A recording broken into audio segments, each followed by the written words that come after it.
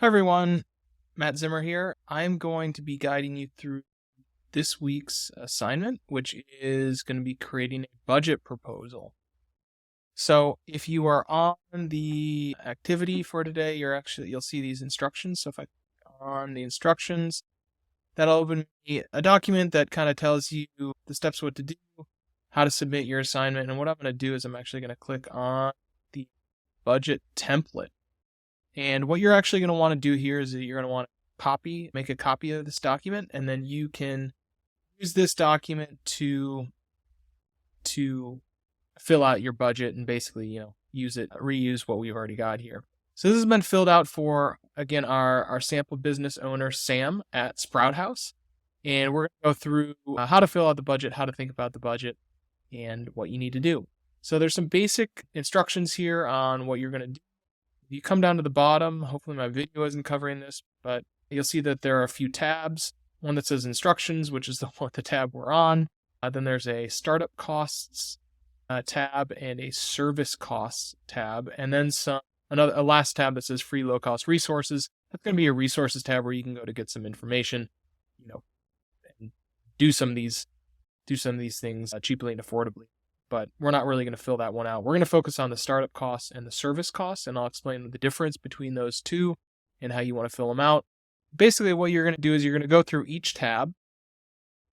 You fill out the line items, and I'll go through what the columns are and kind of how to think about those line items. And then what we want you to do is we want you to prioritize between priority 1 and priority 3. And priority 1 is need to have, basically saying the business cannot exist without this, down to want to have, which is priority 2, which is maybe not, the business maybe really needs it, but it could survive without it. And then love to have are things that, operationally it would make, great, or maybe, from a customer perspective, it would be fantastic to have.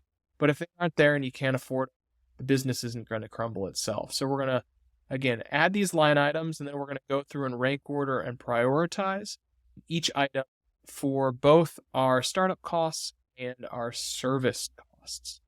So what I'm going to do is I'm actually going to go over here first to our startup cost tab, and we're going to talk about this. So you can see here I've got a long list of items, and there are 4 basic columns: description, quantity, unit cost, and total. And what we're actually going to put in each line item for the startup costs are the upfront items that we have to pay for the business to get started. So these are really the capital expenditures that need to go into the business that are really separated from kind of the ongoing day-to-day business operations. It's kind of those upfront costs to establish the business. And then once we have the business established, then we're going to look at the service costs and what it takes to keep the business going forward, every day, week, and month. So these costs are those upfront costs that we're going to make one time.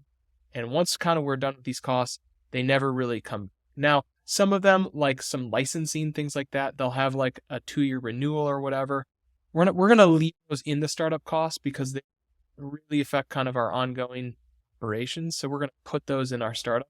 There may be a little bit of recurrence to a few of these costs, but in general, not a whole lot. So you can see we've got safety gates, play yard, high chairs, cribs, changing table, right? Those are all things we got to make front investment. We've got cleaning supplies up front, computer and printer, office supplies. Those are upfront costs that we're going to need to make. We've got an emergency pen, our business license, fictitious business name, our business license, our live scan that I'm going to talk about in a second, various other things. And you can see here, I've added these items in. So what I've done is I'll give it a description. I'll add the quantity for, something like a fictitious for a business name license. We only need one of those, right? So that's quantity 1. We put in our cost, and the total column is auto-calculated based on these other numbers.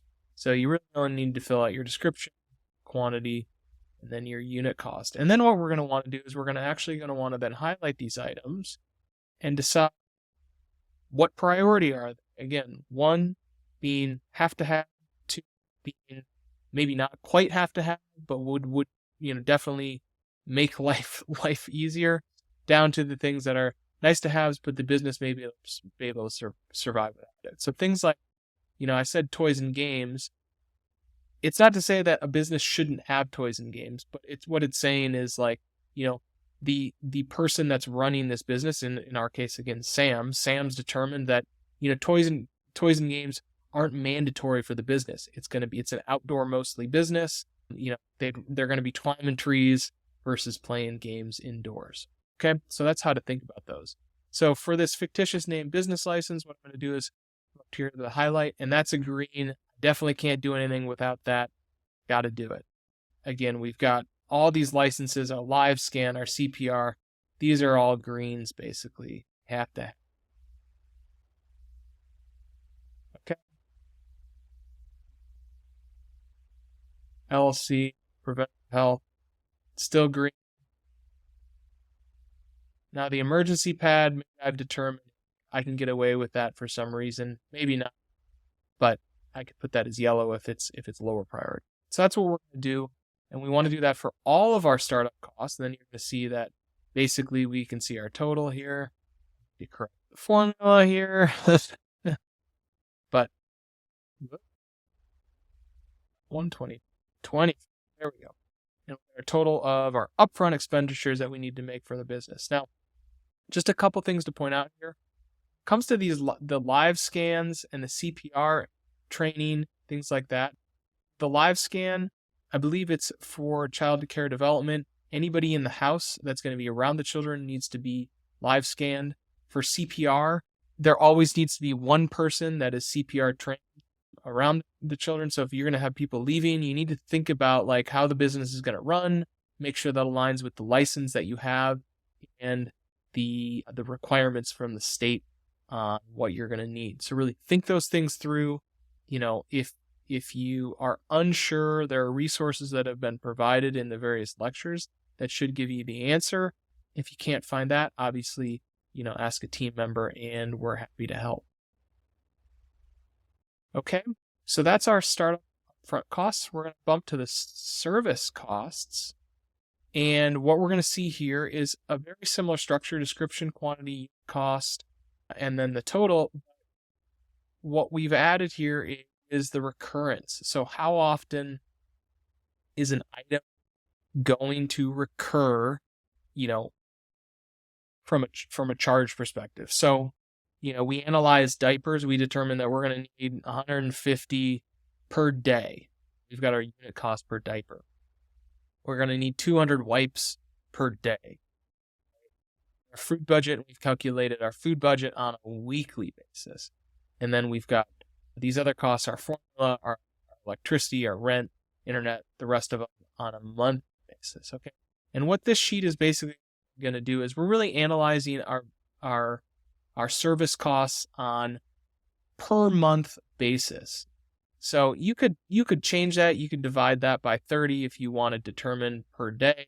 This sheet is set up per month. If your business wants to be analyzed differently, you can change out that number. But basically, this sheet is going to make it simple to analyze the business on what is it going to cost to provide service to our customers on a per month basis. Okay. And the reason we want to do that is we really want to determine kind of what are all the costs, how many children, and then we look at kind of the revenue side of things and make sure that our revenue is going to be greater than our cost. Because as we know, if that doesn't happen, you don't really have a viable business. Okay. So that's what we're through here. We want to add all the different items that we can think of that are required to run our business on a recurring basis. And then we'll see the total amount that is needed to run this business. There are a couple things that I wanted to mention specific to the fact that these are going to be in-home childcare businesses. And that's really the costs that are associated with the space, kind of the home space. So specifically, we've got electricity, rent, there could be internet and phone could be one of those. If you're kind of using the same, it could be different if you've got different, but the way to analyze those is actually as a percent of your home use. So in this case, we're saying 75% of our home I'm sorry, 75% of the electricity and the water that we use on a monthly basis is actually applied to the business versus our personal use. Now, the reason that's key is one, it allows you to calculate it, but two, it's tax deductible. Okay, so really what we want to do is we want to maximize kind of the usage of our home, or when I say maximize, we want to be authentic and honest, but we want to make sure we're capturing the real costs that we think we're going to utilize to run this business. Because again, one, it represents reality, but two, it allows us to write things off against our personal use that are actually for business use. So what you're going to want to do is really think through what that number, what that ratio is, and that'll allow you to calculate out, these costs relatively. So that's kind of it. There is this third tab, which is the free low cost resources. I'll let you explore that to find some resources. Take time. Google is going to be your friend here to find out a lot of these costs. Dig into different places that you'd find them. Take time to think about what is going to actually be needed, to run this business.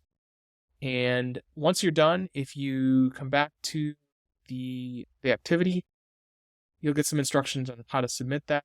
Once again, you're going to want to submit this in PDF format. So if you want to download PDFs and then submit that here, that'll be the easiest way. That way, numbers get screwed up. Hopefully that's helpful, and I wish you the best of luck. Thanks.